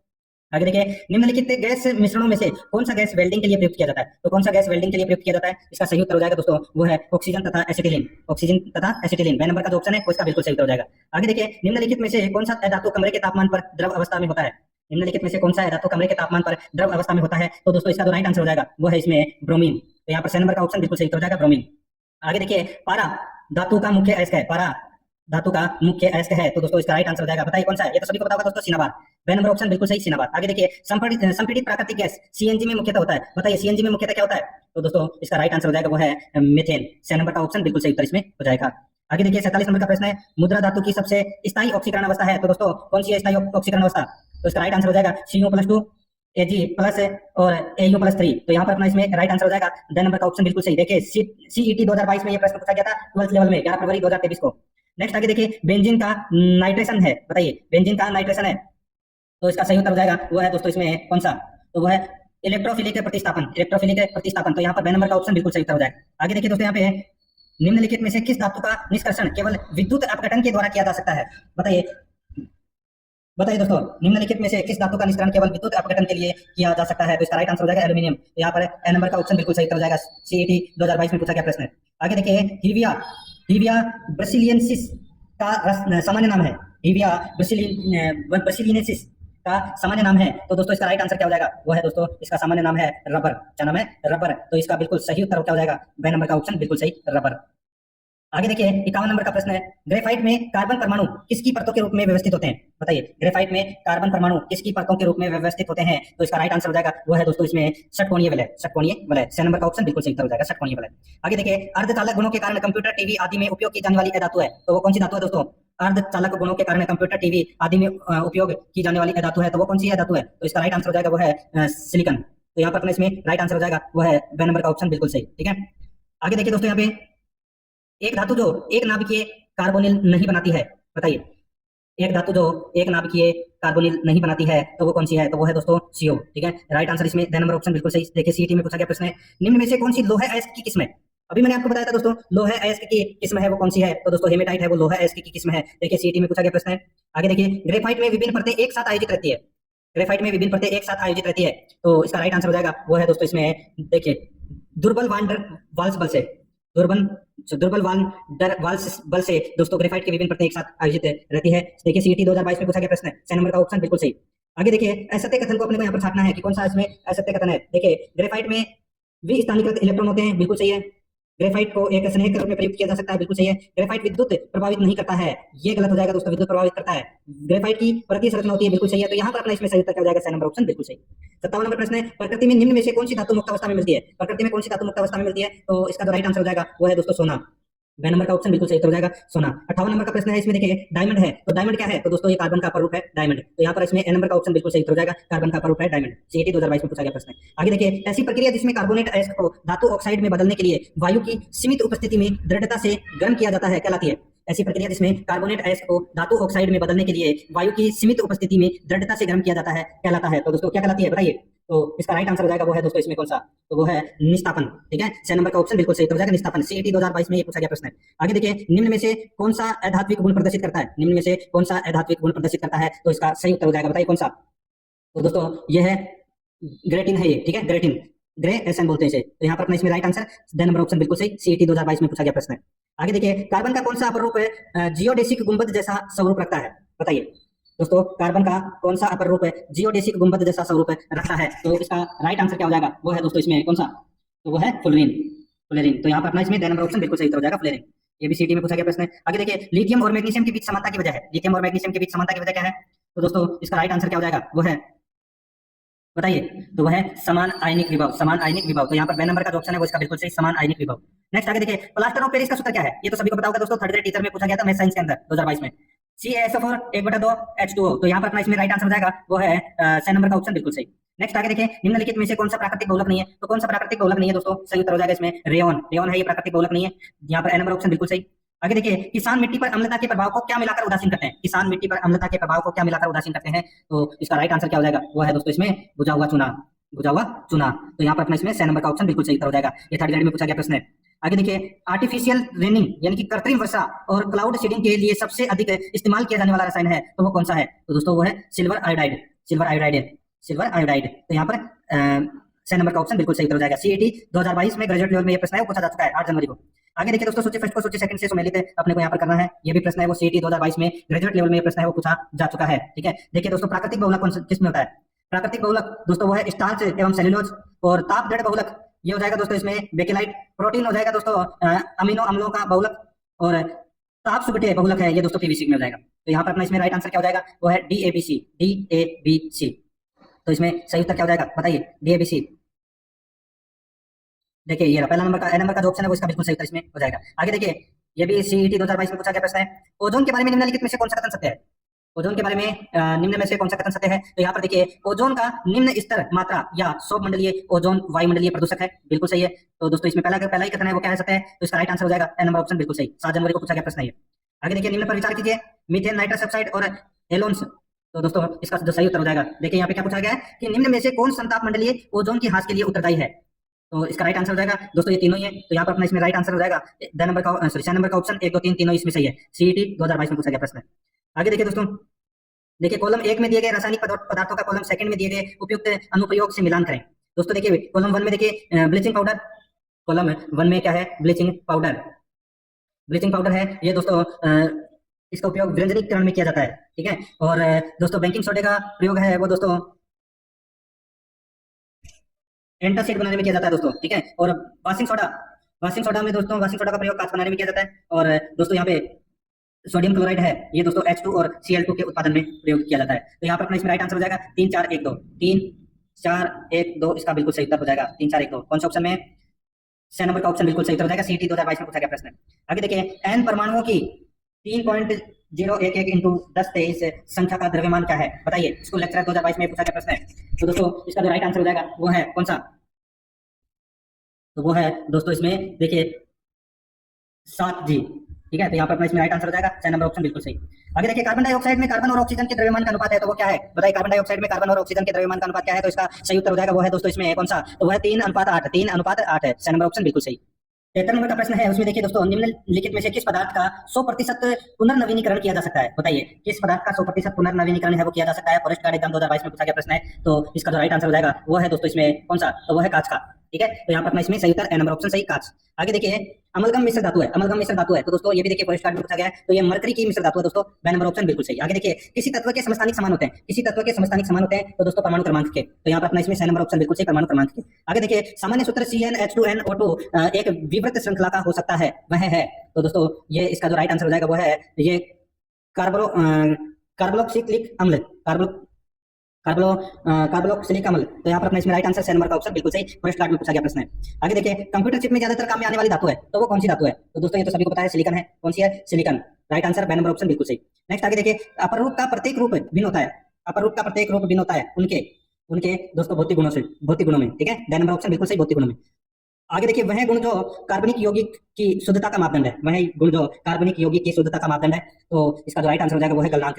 ए नंबर ऑप्शन बिल्कुल सही, ये भी फर्स्ट क्लास में पूछा गया प्रश्न है। आगे देखिए, पृथ्वी या धरती पर अधिकतम घनत्व वाला पदार्थ कौन सा है? बताइए। तो दोस्तों वो है ओस्मियम। ओस्मियम है दोस्तों, यहाँ पर अपना इसमें राइट आंसर सी नंबर का ऑप्शन बिल्कुल सही। आगे देखिए, 81 नंबर का प्रश्न है। इसमें देखिए दोस्तों, कैल्शियम परमाणु संख्या 20 और ऑर्गन परमाणु संख्या 18 दो तत्व हैं, दोनों तत्वों की द्रव्यमान संख्या 40 है, इन तत्वों को कहा जाता है। तो दोस्तों इन तत्वों को क्या कहा जाता है? बताइए। तो दोस्तों इन तत्वों को कहा जाता है आइसोबार। आइसोबार कहा जाता है दोस्तों, क्या कहा जाता है? आइसोबार कहा जाता है। तो इसमें राइट आंसर हो जाएगा सी नंबर का ऑप्शन बिल्कुल सही, आइसोबार। आगे देखिए, निम्नलिखित में से किसके बहुलीकरण से नियोप्रीन बनाया जाता है? बताइए, किसके बहुलीकरण से नियोप्रीन बनाया जाता है? तो इसका राइट आंसर हो जाएगा वो है क्लोरोप्रीन। यहाँ पर डी नंबर का ऑप्शन बिल्कुल सही हो जाएगा। देखिए हेडमास्टर में पूछा गया प्रश्न है। आगे देखिए, साबुन के अणु में होता है, साबुन के अणु में क्या होता है? बताइए। दोस्तों साबुन के अणु में है वो एक जलरागी शीर्ष और एक जल विरागी पूंछ होती है, ठीक है। एक है जलरागी शीर्ष और एक है जल विरागी पूंछ होती है। तो यहाँ पर अपना इसमें राइट आंसर क्या हो जाएगा? वो है सी नंबर का ऑप्शन बिल्कुल सही। आगे देखिए, यहाँ पे 84 नंबर का प्रश्न है, निम्न में से कौन सा सार नहीं है? बताइए कौन सा सार नहीं है? हेडमास्टर संस्कृत एजुकेशन 2011 में पूछा गया प्रश्न है। तो इसका जो राइट आंसर हो जाएगा वो है दोस्तों इसमें C2H5OH, C2H5OH। यहाँ पर ए नंबर का ऑप्शन बिल्कुल सही हो जाएगा। आगे देखिए, सूची फर्स्ट को सूची सेकंड से सम्मिलित करना है। तो यहाँ पर देखिए, सूची फर्स्ट और सूची सेकंड अपने को बताना है कि इनका नाम क्या है। देखिए, ब्लीचिंग पाउडर को क्या कहते हैं? बताइए दोस्तों, ब्लीचिंग पाउडर को क्या कहते हैं? तो इसका राइट आंसर हो जाएगा दोस्तों, इसको बोलते हैं कैल्शियम ऑक्सीक्लोराइड, कैल्शियम ऑक्सीक्लोराइड बोलते हैं इसे, ठीक है। बेकिंग सोडा को तो दोस्तों इसको बोलते हैं सोडियम बाइकार्बोनेट, और वॉशिंग सोडा को इसको बोलते हैं दोस्तों सोडियम कार्बोनेट डेकाहाइड्रेट, ठीक है, डेकाहाइड्रेट। तो और जिप्सम को बोलते हैं दोस्तों कैल्शियम सल्फेट हाइड्राइडेट, और प्लास्टर ऑफ पेरिस को दोस्तों कैल्शियम सल्फेट हेमीहाइड्रेट। तो यहाँ पर अपना इसमें राइट आंसर क्या हो जाएगा? वो है दोस्तों 3 1 5 2 4। दोस्तों कौन सा ऑप्शन हो जाएगा? देखिए हेडमास्टर में पूछा गया प्रश्न है 3 1 5, कौन से ऑप्शन में? 3 1 5 ये रहा, ठीक है। तो यही अपना सही उत्तर हो जाएगा, ए नंबर ऑप्शन बिल्कुल सही। आगे देखिए, नियोप्रीन रबर बहुलक है। बताइए, नियोप्रीन बहुलक रबर बहुलक है, तो दोस्तों ये क्लोरोप्रीन का बहुलक है दोस्तों, इसका सही उत्तर हो जाएगा क्लोरोप्रीन, ठीक है। तो यानी कि इसमें बी नंबर ऑप्शन बिल्कुल सही। देखिए, कंप्यूटर वाले में पूछा गया प्रश्न है। आगे देखिए, शुक्र ग्रह का वायुमंडल घने सफेद व पीले बादलों से बना है, जो बने हैं। शुक्र ग्रह का वायुमंडल घने सफेद व पीले बादलों से बना है, जो बने हैं। तो दोस्तों ये सल्फ्यूरिक अम्ल के बने हैं। राइट आंसर हो जाएगा सी नंबर ऑप्शन बिल्कुल सही, सल्फ्यूरिक अम्ल के। आगे देखिए, निम्नलिखित में से किस यौगिक में कार्बनिक क्रियात्मक समूह है उपस्थित होता है? बताइए, किस कार्बनिक किस यौगिक में निम्नलिखित में से किस यौगिक में कार्बोक्लासिकल क्रियात्मक समूह है उपस्थित होता है? तो दोस्तों इसका राइट आंसर क्या हो जाएगा? वो है इसमें ये होता है दोस्तों एस्पिरिन में। तो यहाँ पर ए नंबर का ऑप्शन बिल्कुल सही, फॉरेस्टर एग्जाम में पूछा गया प्रश्न है। आगे देखिए, सबसे अधिक आघात वर्त्य धातु है, सबसे अधिक आघात वर्त्य धातु है, तो वो कौन सी है? तो दोस्तों वो है सोना। कौन सी है? सोना। इसका सही उत्तर हो जाएगा ए नंबर ऑप्शन बिल्कुल सही, सोना। आगे देखिए, सफेद पेंट में सबसे ज्यादा मिलने वाला सामान्य वर्णक है, सफेद पेंट में सबसे ज्यादा मिलने वाला सामान्य वर्णक है, तो वो कौन सा है? तो वो है टाइटेनियम डाइऑक्साइड, टाइटेनियम डाइऑक्साइड। तो यहाँ पर बी नंबर का ऑप्शन बिल्कुल सही उत्तर हो जाएगा, बी नंबर ऑप्शन बिल्कुल सही। आगे देखिए, 91 नंबर का प्रश्न है, निम्न में से कार्बन परमाणु द्वारा कौन सी संकर अवस्था नहीं दर्शाई जाती है? बताइए दोस्तों, कार्बन परमाणु द्वारा कौन सी संकर अवस्था नहीं दर्शाई जाती है? तो दोस्तों बताइए। तो इसमें दोस्तों sp3d वाली जो संकर अवस्था है वो दोस्तों नहीं दर्शाई जाती है, तो इसका राइट आंसर हो जाएगा वो है सी नंबर ऑप्शन बिल्कुल सही। देखिए, फॉरेस्टर एग्जाम में पूछा गया प्रश्न है, निम्न में से किस लवण में क्रिस्टलिन का जल नहीं होता? बताइए, निम्न में से किस लवण में क्रिस्टलन का जल नहीं होता? राइट आंसर हो जाएगा दोस्तों वो है खाने का सोडा अथवा मीठा सोडा में, सी नंबर ऑप्शन बिल्कुल सही। आगे देखिए, कौन से सिंथेटिक फाइबर को कृत्रिम रेशम से जाना जाता है? तो इसका सही उत्तर हो जाएगा रेयन को, बी नंबर ऑप्शन बिल्कुल सही, रेयन। आगे देखिए, साइनाइड प्रक्रिया निष्कर्षण में आता है, साइनाइड प्रक्रिया निष्कर्षण में आता है, तो इसका सही उत्तर हो जाएगा वो है सोने के। यहाँ पर सी नंबर ऑप्शन बिल्कुल सही, सोने के। आगे देखिए, निम्नलिखित में से कौन सा धनायनित अपमार्जक है? बताइए कौन सा धनायनित अपमार्जक है? तो इसका सही उत्तर हो जाएगा वो है दोस्तों इसमें सेटिल ट्राइमेथिल अमोनियम ब्रोमाइड। तो यहाँ पर ए नंबर का ऑप्शन बिल्कुल सही उत्तर हो जाएगा, फॉरेस्टर एग्जाम में पूछा गया प्रश्न है। आगे देखिए, कांसे की मूर्ति में ज्यादातर होता है, कांसे की मूर्ति में ज्यादातर क्या होता है? तो दोस्तों इसमें कॉपर तथा टिन होता है, कॉपर तथा टिन होता है, कॉपर तथा टिन। डी नंबर ऑप्शन बिल्कुल सही उत्तर हो जाएगा, फॉरेस्टर एग्जाम में पूछा गया प्रश्न है। आगे देखिए, मोबाइल फोन की बैटरी में निम्नलिखित में से कौन सी धातु का प्रयोग प्रमुख किया जाता है? तो कौन सी धातु का प्रयोग प्रमुख किया जाता है? इसका सही उत्तर हो जाएगा लिथियम धातु का, ए नंबर का ऑप्शन बिल्कुल सही, लिथियम धातु का। आगे देखिए, सर्वाधिक संख्या में समस्थानिक पाए जाते हैं, सर्वाधिक संख्या में समस्थानिक पाए जाते हैं, तो इसका जो राइट आंसर हो जाएगा वो है दोस्तों इसमें पोलोनियम के, पोलोनियम के। यहाँ पर बी नंबर का ऑप्शन बिल्कुल सही हो जाएगा, पोलोनियम के। आगे देखिए, निम्न में से यानी कि इनमें से कौन सी धातु शरीर के तापमान पर पिघल जाती है? बताइए कौन सी धातु शरीर के तापमान पर पिघल जाती है? राइट आंसर हो जाएगा वो है गैलियम और सीजियम, गैलियम और सीजियम। राइट आंसर हो जाएगा यहाँ पर ए नंबर का ऑप्शन बिल्कुल सही। देखिए, पुलिस कांस्टेबल एग्जाम 2 जुलाई 2022 को जो री एग्जाम हुआ था उसमें प्रश्न पूछा गया था, ए नंबर ऑप्शन बिल्कुल सही। आगे देखिए, आलू के चिप्स आदि खाद्य पदार्थों को खराब होने से बचाने के लिए उनकी पैकेजिंग में कौन सा नामक यानी कि कौन सी नामक अक्रिय गैस का प्रयोग किया जाता है? तो इसका राइट आंसर हो जाएगा दोस्तों नाइट्रोजन नामक अक्रिय गैस का प्रयोग है वो किया जाता है। द नंबर का ऑप्शन बिल्कुल सही उत्तर हो जाएगा। पुलिस कांस्टेबल एग्जाम में ये प्रश्न है वो पूछा गया था। किसी बिंब का वास्तविक तथा समान साइज का प्रतिबिंब प्राप्त करने के लिए बिंब को उत्तल लेंस के सामने कहाँ रखा जाना चाहिए? बताइए, बहुत ही अच्छा प्रश्न है। अभी देखिए ये कलरक ग्रेड सेकंड में ये प्रश्न पूछा गया है। तो दोस्तों यहाँ पर किसी बिंब का वास्तविक तथा समान साइज का प्रतिबिंब प्राप्त करने के लिए बिंब को उत्तल लेंस के सामने कहाँ रखा जाना चाहिए? तो दोस्तों इसका राइट आंसर हो जाएगा फोकस दूरी के दुगनी दूरी पर। फोकस दूरी के दुगनी दूरी पर। तो यहाँ पर ब नंबर का ऑप्शन राइट आंसर हो जाएगा। आगे देखिए सेकंड नंबर का प्रश्न है, उस कथन की पहचान करें जो दीर्घ दृष्टि दोष वाली नेत्र के लिए सही नहीं है। बताइए दोस्तों, अब अपने को यहाँ पर ये बताना है कि उस कथन की पहचान करना है जो दीर्घ दृष्टि दोष यानी कि हाइपरमेट्रोपिक वाली नेत्र के लिए सही नहीं है। तो दोस्तों यहाँ पर देखिए इसमें देखिए नेत्र का निकटतम बिंदु सामान्य निकटतम बिंदु 25 सेंटीमीटर से अधिक दूर है, बिल्कुल सही है। उपयुक्त क्षमता के उत्तल लेंस का उपयोग कर दोष को ठीक किया जा सकता है, ये भी बिल्कुल सही है। प्रकाश किरणें रेटिना के सम्मुख केंद्रित होती है, ये गलत हो जाएगा दोस्तों। और इसमें देखिए व्यक्ति आसपास की वस्तुओं को स्पष्ट रूप से नहीं देख पाता है, बिल्कुल सही बात है। तो दोस्तों ये दीर्घ दृष्टि दोष वाली नेत्र के लिए 6 नंबर का ऑप्शन है वो अपना राइट आंसर हो जाएगा, क्योंकि ये सही नहीं है। ठीक है, आगे देखिए यहाँ पे मनुष्य की आंख में किस प्रकार का लेंस मौजूद होता है? बताइए दोस्तों, मनुष्य की आंख में किस प्रकार का लेंस मौजूद होता है? तो राइट आंसर हो जाएगा उभयोतल। तो यहाँ पर अपना इसमें राइट आंसर क्या हो जाएगा दोस्तों? उभयोतल। ए नंबर का ऑप्शन बिल्कुल सही, उभयोतल। ठीक है, नेक्स्ट आगे देखिए यहाँ पे 4 नंबर का प्रश्न है, आकाश का नीला रंग किस परिघटना के कारण होता है? आकाश का नीला रंग किस परिघटना के कारण होता है? तो इसका राइट आंसर हो जाएगा वो है प्रकाश का प्रकीर्णन। प्रकाश का प्रकीर्णन। यहाँ पर बे नंबर का ऑप्शन बिल्कुल सही हो जाएगा, प्रकाश का प्रकीर्णन। आगे देखिए यहाँ पे 5 नंबर प्रश्न है, फोकस दूरी को परिवर्तित करने की नेत्र लेंस की क्षमता जिसमें विभिन्न स्थानों पर रखी वस्तुओं को देखा जा सकता है कहलाती है। फोकस दोस्तों ये फोकस है। ठीक है, फोकस दूरी को परिवर्तित करने की नेत्र लेंस की क्षमता जिसमें विभिन्न स्थानों पर रखी वस्तुओं को देखा जा सकता है कहलाती है। तो दोस्तों वो कहलाती है समंजन क्षमता। समंजन क्षमता यानी कि पावर ऑफ एकोमोडेशन। तो यहाँ पर अपने इसमें बे नंबर का ऑप्शन राइट आंसर हो जाएगा। ये भी दोस्तों अभी हाल ही में परीक्षा में पूछा गया है। आगे देखिए यहाँ पे तरंग दैर्घ्य की इकाई क्या है? तरंग दैर्घ्य की इकाई है वो दोस्तों क्या है? इसका सही उत्तर हो जाएगा वो है मीटर। तरंग दैर्घ्य की इकाई क्या है? मीटर है। तो यहाँ पर बे नंबर का ऑप्शन बिल्कुल सही उत्तर हो जाएगा। आगे देखिए यहाँ पे आंख में प्रकाश संवेदी पर्दा जहां वस्तु का प्रतिबिंब बनता है वह है। आंख में प्रकाश संवेदी पर्दा जहां वस्तु का प्रतिबिंब बनता है तो दोस्तों कहां बनता है? तो ये रेटिना में बनता है। यहाँ पर 2 नंबर का ऑप्शन बिल्कुल सही हो जाएगा, रेटिना में। 8 नंबर का प्रश्न इसमें देखिए, एक व्यक्ति के चश्मे के लेंस की क्षमता +2D है, वह निम्न में से किस दोष से पीड़ित है? बताइए दोस्तों, यानी कि एक व्यक्ति के चश्मे के लेंस की क्षमता है वो +2 डायरेक्टर है, यानी कि +2D है, वह किस दोष से पीड़ित है? तो दोस्तों ये दूरदृष्टि दोष से पीड़ित है दोस्तों। राइट आंसर हो जाएगा यहाँ पे ए नंबर का ऑप्शन बिल्कुल सही, दूरदृष्टि दोष से। आगे देखिए, किस दृष्टि दोष को अवतल और उत्तल दोनों लेंसों से बने द्विफोक्सी लेंस द्वारा संशोधित किया जा सकता है? बताइए, किस दृष्टि दोष को अवतल और उत्तल दोनों लेंसों से बने द्विफोक्सी लेंस द्वारा संशोधित किया जा सकता है? तो इसका राइट आंसर हो जाएगा वो है जरा दूरदृष्टिता, जरा दूरदृष्टिसा। ठीक है, राइट आंसर हो जाएगा यहाँ पे बे नंबर का ऑप्शन बिल्कुल सही। आगे देखिए, स्पेक्ट्रम में किस रंग की किरण का झुकाव अधिक होता है? बताइए, स्पेक्ट्रम में किस रंग की किरण का झुकाव अधिक होता है? राइट आंसर हो जाएगा यहाँ पे बैंगनी का। 6 नंबर का ऑप्शन बिल्कुल सही हो जाएगा, बैंगनी का। आगे देखिए दोस्तों, यहाँ पे 11 नंबर का प्रश्न है, कथन ए और कारण आर दिया गया है, बताना है कि इसमें कौन सा सही है। देखिए कथन ए देखिए, प्रकाश के दृश्य वर्णक्रम में लाल प्रकाश हरे प्रकाश की अपेक्षा अधिक ऊर्जस्वी होता है, तो ये गलत हो जाएगा। अब दोस्तों यहाँ पे मैं आपको बताऊं, प्रकाश के दृश्य वर्णक्रम में जो क्रम माना जाता है, ठीक है, जिसमें बैंगनी का सर्वाधिक माना जाता है, फिर उसके बाद में आसमानी, फिर नीला, फिर हरा, फिर पीला, फिर नारंगी और फिर सबसे कम लाल में होता है। तो ये तो दोस्तों इसमें उल्टा दे रखा है, इसलिए गलत हो जाएगा। ठीक है, आगे देखिए कारण आर, लाल प्रकाश का तरंग दैर्घ्य हरे प्रकाश के तरंग दैर्घ्य से अधिक होता है, बिल्कुल सही बात है दोस्तों। लाल प्रकाश का जो तरंग दैर्घ्य है वो दोस्तों 620 से 750 नैनोमीटर होता है, ठीक है, और हरे प्रकाश का जो तरंग दैर्घ्य है वो 495 से 570 नैनोमीटर होता है। तो अपना कारण आर सही है, ठीक है, ए गलत है। तो यहाँ पर अपना इसमें राइट आंसर क्या हो जाएगा? ए गलत है परंतु आर सही है। तो यहाँ पर 2 नंबर का जो ऑप्शन है वो इसका बिल्कुल सही इसमें हो जाएगा। 12 नंबर का प्रश्न इसमें देखिए, एक प्रकाश किरण सघन माध्यम से विरल माध्यम में जाती है, परिणाम स्वरूप क्या होता है? बताइए दोस्तों, इसका वेग बढ़ता है, इसका वेग बढ़ता है। यहाँ पर ए नंबर का ऑप्शन बिल्कुल सही हो जाएगा। 13 नंबर का प्रश्न इसमें देखिए, दूरदृष्टि दोषयुक्त मानव आंख से, दूरदृष्टि दोषयुक्त मानव आंख से दूर की वस्तु स्पष्ट दिखाई देती है मगर नजदीक की नहीं दिखाई देती। तो यहाँ पर अपना दूर की वस्तु स्पष्ट दिखाई देती है मगर नजदीक की नहीं दिखाई देती, तो वो दूरदृष्टि दोषयुक्त है। ठीक है, तो यहाँ पर अपना इसमें राइट आंसर 2 नंबर का ऑप्शन सही हो जाएगा। यहाँ पे देखिए 14 नंबर का प्रश्न है, सूर्यास्त एवं सूर्योदय के समय सूर्य का तपता दिखाई देना किसका कारण है? दोस्तों सूर्य का तपता दिखाई देना किसका कारण है? तो ये प्रकाश का अपवर्तन का कारण है दोस्तों, प्रकाश का अपवर्तन का कारण। यहाँ पर 2 नंबर का ऑप्शन बिल्कुल सही इसमें हो जाएगा। आगे देखिए, प्रकाश तरंगों के लिए निम्न में से कौन से कथन ये कौन कथन है वो सत्य है? बताइए कौन सा कथन इसमें सत्य है प्रकाश तरंगों के लिए? तो दोस्तों यहाँ पर देखिए, लाल रंग की तरंग दैर्घ्य सर्वाधिक होती है, तो दोस्तों बिल्कुल सही है, लाल रंग की जो तरंग दैर्घ्य है वो सर्वाधिक होती है। यहाँ पर अपना इसमें ए नंबर का ऑप्शन बिल्कुल सही हो जाएगा। मैंने भी आपको बताया था लाल रंग का जो तरंग दैर्घ्य है वो 620 से 750 नैनोमीटर होता है। तो यहाँ पर अपना इसमें राइट आंसर ए नंबर का ऑप्शन बिल्कुल सही। आगे देखिए, अपवर्तन में प्रकाश का निम्न गुण नहीं बदलता है, अपवर्तन में प्रकाश का निम्न गुण नहीं बदलता है, तो दोस्तों इसका जो राइट आंसर क्या हो जाएगा वो है इसमें आवृत्ति। तो यहाँ पर बे नंबर का ऑप्शन बिल्कुल सही हो जाएगा, आवृत्ति।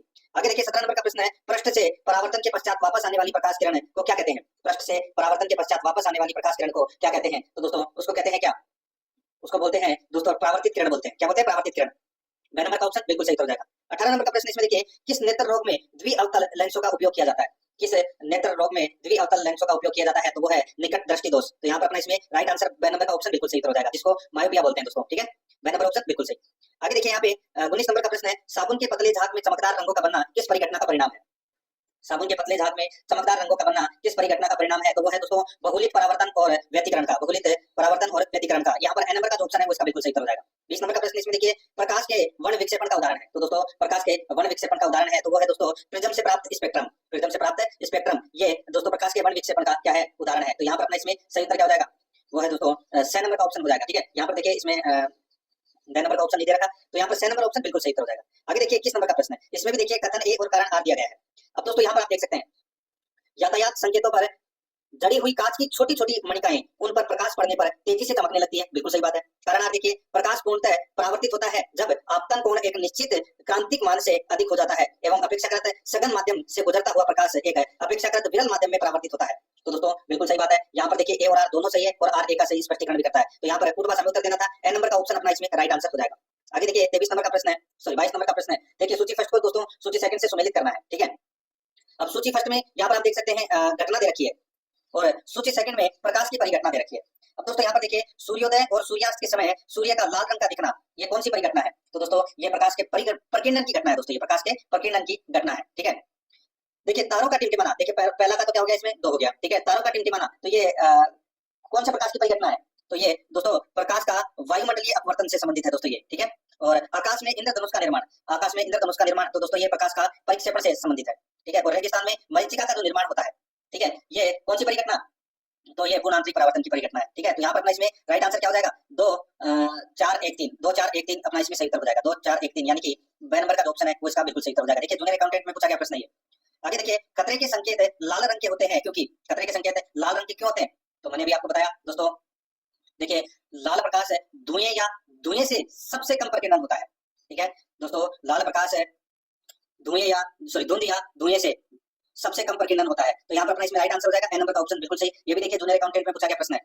आगे देखिए, एक महिला अपने बुढ़ापे के कारण समाचार पत्र को अच्छी तरह से नहीं पढ़ सकती, वह निम्नलिखित में से किस दृष्टि दोष से पीड़ित है? तो दोस्तों बताइए वो कौन से दृष्टि दोष से पीड़ित है? राइट आंसर हो जाएगा वो दोस्तों जरा दूरदर्शिता दोष से पीड़ित है। तो यहाँ पर अपने इसमें ब नंबर का ऑप्शन राइट आंसर हो जाएगा। ये भी जूनियर अकाउंटेंट में पूछा गया प्रश्न है। 25 नंबर का प्रश्न इसमें देखिए, निकट दृष्टि दोष यानी कि मायोपिया, दूरदृष्टि दोष यानी कि हाइपरमेट्रोपिया को ठीक किया जा सकता है। आरएस प्री एग्जाम में पूछा गया प्रश्न है दोस्तों, निकट दृष्टि दोष व दूरदृष्टि दोष को ठीक किया जा सकता है क्रमशः। तो दोस्तों अवतल लेंस के द्वारा, तो दोस्तों निकट दृष्टि दोष को ठीक किया जा सकता है और दूरदृष्टि दोष को दोस्तों उत्तल लेंस के द्वारा ठीक किया जा सकता है। तो यहाँ पर अपना इसमें राइट आंसर हो जाएगा अवतल एवं उत्तल लेंस द्वारा, ठीक है। राइट आंसर हो जाएगा यहाँ पे स नंबर का ऑप्शन बिल्कुल सही उत्तर इसमें हो जाएगा। आगे देखिए दोस्तों, यहाँ पे 26 नंबर का प्रश्न है, जब श्वेत प्रकाश किसी प्रिज्म से गुजरता है तो वह अपने अवयवी रंगों में अलग अलग विभाजित हो जाता है, प्रकाश की यह घटना क्या कहलाती है? दोस्तों प्रकाश की यह घटना है वो क्या कहलाती है? इसका राइट आंसर हो जाएगा, उसको विक्षेपण बोलते हैं। क्या बोलते हैं? विक्षेपण। तो यहाँ पर अपना इसमें राइट आंसर द नंबर का ऑप्शन बिल्कुल सही उत्तर इसमें हो जाएगा, ये आपको इसमें याद रखना है। दोस्तों आप सभी को पता है कि श्वेत प्रकाश है 7 दृश्यमान रंगों से बनता है, बैंगनी, आसमानी, नीला, हरा, पीला, नारंगी, लाल, ठीक है। तो इन सभी से बनता है। यहाँ पर अपना इसमें राइट आंसर हो जाएगा द नंबर का ऑप्शन बिल्कुल सही। आगे देखिए 27 नंबर का प्रश्न है, कथन ए और कारण आर दिया गया है, बताना है अपना को इसमें कौन सा सही है। देखिए एक छड़ी को जल में तिरछी स्थिति में डुबोया गया है, यदि बगल से देखा जाए तो छड़ी छोटी और जल की सतह पर झुकी हुई प्रतीत होती है। दोस्तों बिल्कुल सही बात है। कारण आर देखिए, छड़ी से आने वाला प्रकाश जल अणुओं से प्रकीर्णित होकर छड़ी के छोटी एवं झुकी होने का आभास देता है, तो ये गलत हो जाएगा दोस्तों, ठीक है। तो यहाँ पर इसमें कथन ए सही है और आर क्या है? गलत है। तो यहाँ पर अपना इसमें सही उत्तर क्या हो जाएगा? ए सही आर गलत। तो यहाँ पर स नंबर ऑप्शन बिल्कुल सही। 28 नंबर का प्रश्न इसमें देखिए, एक दर्पण में हम अपने चेहरे का सीधा एवं आवर्धित प्रतिबिंब देख रहे हैं, तो दर्पण की आकृति है, बताइए। एक दर्पण में हम अपने चेहरे का सीधा एवं आवर्धित प्रतिबिंब देख रहे हैं, तो दर्पण की आकृति है। तो दोस्तों दर्पण की आकृति है वो कौन सी है? तो दोस्तों अवतल। यहाँ पर ए नंबर का ऑप्शन बिल्कुल सही अवतल। आगे देखिए, निम्न में से किस वैज्ञानिक ने सर्वप्रथम बताया कि प्रकाश तरंगों के रूप में संचारित होता है? प्रकाश तरंगों के रूप में संचारित होता है, तो ये किसने बताया? तो दोस्तों ये हाइगन्स ने बताया। यहाँ पर स नंबर का ऑप्शन राइट आंसर हाइगन्स ने। आगे देखिए, 2 समतल दर्पण परस्पर लंबवत रखे हुए हैं, तो इनके द्वारा इनके मध्य रखी वस्तु के बनने वाले प्रतिबिंबों की संख्या कितनी होगी? बताइए। 2 समतल दर्पण परस्पर लंबवत रखे हुए हैं, तो इनके द्वारा इनके मध्य रखी वस्तु के बनने वाले प्रतिबिंबों की संख्या होगी। तो दोस्तों बताइए कितनी होगी? तो इसका राइट आंसर हो जाएगा वो है दोस्तों 3 होगी, ठीक है। राइट आंसर हो जाएगा यहाँ पे ब नंबर का ऑप्शन बिल्कुल सही। देखिए जूनियर अकाउंटेंट में भी ये प्रश्न है वो पूछा जा चुका है, यहाँ पर ब नंबर ऑप्शन बिल्कुल सही। आगे देखिए, उत्तल दर्पण का उपयोग किया जाता है, बताइए दोस्तों उत्तल दर्पण का उपयोग है वो किया जाता है, किसके लिए किया जाता है? यहाँ पर इसका राइट आंसर हो जाएगा वाहनों के पश्च दृश्य दर्पण के लिए, यानी कि वाहनों में जो साइड में लगे होते हैं पीछे देखने वाले दर्पण के लिए दोस्तों उत्तल दर्पण का प्रयोग है वो किया जाता है। यहाँ पर अपना इसमें ए नंबर का ऑप्शन राइट आंसर हो जाएगा। ये भी जूनियर अकाउंटेंट में पूछा गया प्रश्न है। आगे देखिए 32 नंबर का प्रश्न है, एक प्रकाश किरण के माध्यम X से दूसरे माध्यम Y में गुजरने पर यदि प्रकाश का अपवर्तन नहीं होता है तो प्रकाश की आपतित किरण व माध्यम Y की सतह के बनने वाला कोण होगा। बताइए, एक प्रकाश किरण के माध्यम X से दूसरे माध्यम Y में गुजरने पर यदि प्रकाश का अपवर्तन नहीं होता है तो प्रकाश की आपतित किरण व माध्यम Y की सतह के मध्य बनने वाला कोण होगा, तो वो कोण होगा दोस्तों 90 डिग्री का। यहाँ पर बे नंबर का ऑप्शन बिल्कुल सही, 90 डिग्री। आगे देखिए, छोटे द्वारक के गोलीय दर्पण के लिए वक्रता, त्रिज्या R और फोकस दूरी F के बीच संबंध है। बताइए, सीईटी में पूछा गया प्रश्न है दोस्तों। इसका जो राइट आंसर हो जाएगा वो है इसमें R बराबर 2F, R बराबर 2F। तो यहाँ पर अपना इसमें 6 नंबर का ऑप्शन बिल्कुल सही कर जाएगा। आगे देखिए, अवतल लेंस द्वारा उत्पन्न आवर्धन सदैव होता है, अवतल लेंस द्वारा उत्पन्न आवर्धन सदैव होता है। राइट आंसर हो जाएगा दोस्तों इसमें वो होता है 1 से कम। यहाँ पर ए नंबर का ऑप्शन राइट आंसर हो जाएगा। सीईटी 2022 12th लेवल में पूछा गया प्रश्न है, ठीक है, 1 से कम, ए नंबर ऑप्शन सही। आगे देखिए 35 नंबर का प्रश्न है, देखिए जिस स्थिति में रेटिना के पीछे प्रतिबिंब बनता है उसे कहते हैं, जिस स्थिति में रेटिना के पीछे प्रतिबिंब बनता है उसे क्या कहते हैं, उसे कहते हैं दूरदृष्टि दोष।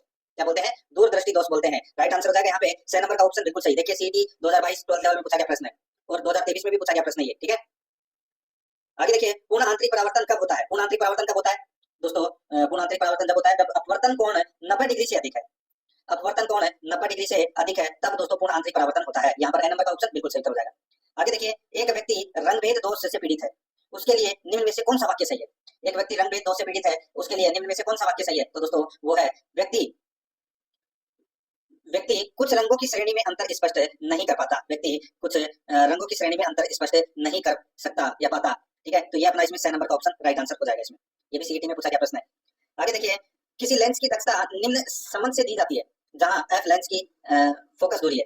बताइए, किसी लेंस की दक्षता निम्न संबंध से दी जाती है तो दोस्तों इसका जो राइट आंसर हो जाएगा वो है इसमें दोस्तों P बराबर दोस्तों देखिए 1/f। तो यहाँ पर अपना इसमें राइट आंसर हो जाएगा यहाँ पे 6 नंबर का ऑप्शन बिल्कुल सही। आगे देखिए, निम्न में से श्वेत प्रकाश का कौन सा वर्ण प्रिज्म में न्यून विचलित होता है, प्रिज्म में न्यून यानी कि सबसे कम विचलित होता है तो वो होता है दोस्तों इनमें से, देखिए इनमें से बताना है तो यहाँ पे नारंगी इसका राइट आंसर हो जाएगा, ठीक है। ए नंबर का ऑप्शन बिल्कुल सही। सबसे कम तो लाल में होता है और लाल ऑप्शन में नहीं दे रखा है तो दोस्तों लाल से थोड़ा सा ज्यादा होता है वो नारंगी में होता है, ठीक है। तो यहाँ पे नारंगी इसका राइट आंसर हो जाएगा। आगे देखिए, 45 डिग्री परावर्तन कोण वाली प्रकाश किरण के लिए आपतन कोण का मान होगा, 45 डिग्री परावर्तन कोण वाली प्रकाश किरण के लिए आपतन कोण का मान होगा तो दोस्तों इसका राइट आंसर हो जाएगा वो है इसमें कितना डिग्री, तो 45 डिग्री। तो यहाँ पर बे नंबर का ऑप्शन राइट आंसर हो जाएगा 45 डिग्री। सीईटी 2022 में पूछा गया प्रश्न है। आगे देखिए, सामान्य मानव नेत्र के लिए दूर बिंदु होगा, सामान्य मानव नेत्र के लिए दूर बिंदु होगा तो दोस्तों दूर बिंदु तो होगा अनंत पर, क्या किस पर होगा, अनंत पर। तो यहाँ पर ए नंबर का ऑप्शन राइट आंसर, ये भी दोस्तों सीटी में पूछा गया प्रश्न है। आगे देखिए, अवतल लेंस में प्रतिबिंब हमेशा होता है, अवतल लेंस में प्रतिबिंब हमेशा होता है तो दोस्तों ये होता है सीधा एवं आभासी, सीधा एवं आभासी होता है। यहाँ पर 6 नंबर का ऑप्शन बिल्कुल सही, ये भी सीटी में पूछा गया प्रश्न है। आगे देखिए, किस प्रकाशीय परिघटना के द्वारा सफेद प्रकाश का विभाजन 7 संघटक वर्णों में होता है। बताइए, ये तो मैंने अभी आपको बताया था दोस्तों, ठीक है। तो यहाँ पर अपना इसमें राइट आंसर क्या हो जाएगा, वर्ण विक्षेपण। तो यहाँ पर 10 नंबर का ऑप्शन राइट आंसर, ये भी सीटी में पूछा गया प्रश्न है। आगे देखिए, उत्तल लेंस की क्षमता होती है। बताइए दोस्तों, उत्तल लेंस की क्षमता होती है तो इसका राइट आंसर हो जाएगा वो है दोस्तों इसमें धनात्मक। तो यहाँ पर 10 नंबर का ऑप्शन राइट आंसर हो जाएगा धनात्मक। ये भी सीटी में पूछा गया प्रश्न है। आगे देखिए, सामान्य दृष्टि वाले युवा वयस्क के लिए निकट बिंदु दूरी क्या है, सामान्य दृष्टि वाले युवा वयस्क के लिए निकट बिंदु दूरी क्या है, तो दोस्तों वो है इसमें कौन सी, तो निकट बिंदु दूरी है वो है 25 सेमी यानी कि 25 सेंटीमीटर। तो यहाँ पर इसका राइट आंसर हो जाएगा बे नंबर का ऑप्शन बिल्कुल सही हो जाएगा, ठीक है। आगे देखिए, निम्नलिखित स्थिति को ध्यान में रखते हुए, निम्नलिखित स्थिति को ध्यान में रखते हुए दोस्तों इसको छोड़ दीजिए, ठीक है, ये प्रश्न सही टाइप नहीं हुआ। 47 नंबर का प्रश्न इसमें देखिए, एक दर्पण में किसी वस्तु x का प्रतिबिंब उल्टा व वस्तु से बड़ा बनता है, दर्पण की प्रकृति है। बताइए, एक दर्पण में किसी वस्तु x का प्रतिबिंब उल्टा व वस्तु से बड़ा बनता है, दर्पण की प्रकृति है तो दोस्तों दर्पण की प्रकृति है तो वो है अवतल दर्पण। तो यहाँ पर इसका राइट आंसर ए नंबर का ऑप्शन बिल्कुल सही हो जाएगा, अवतल दर्पण। सीटी 2022 में पूछा गया प्रश्न है। आगे देखिए, किसी प्रिज्म द्वारा किस रंग की प्रकाश किरण का विचलन सबसे कम होगा, सबसे कम, तो दोस्तों इसका राइट आंसर हो जाएगा वो है लाल का सबसे कम होता है। यहाँ पर 6 नंबर ऑप्शन बिल्कुल सही। आगे देखिए, एक 14 वर्ष का विद्यार्थी श्याम पटल पर लिखे हुए प्रश्नों को 5 मीटर की दूरी से साफ नहीं पढ़ सकता या 5 मीटर की दूरी से साफ नहीं पढ़ पाता है। विद्यार्थी किस नेत्र दोष से पीड़ित है और इसे दूर करने के लिए कौन सा लेंस का उपयोग करना होगा।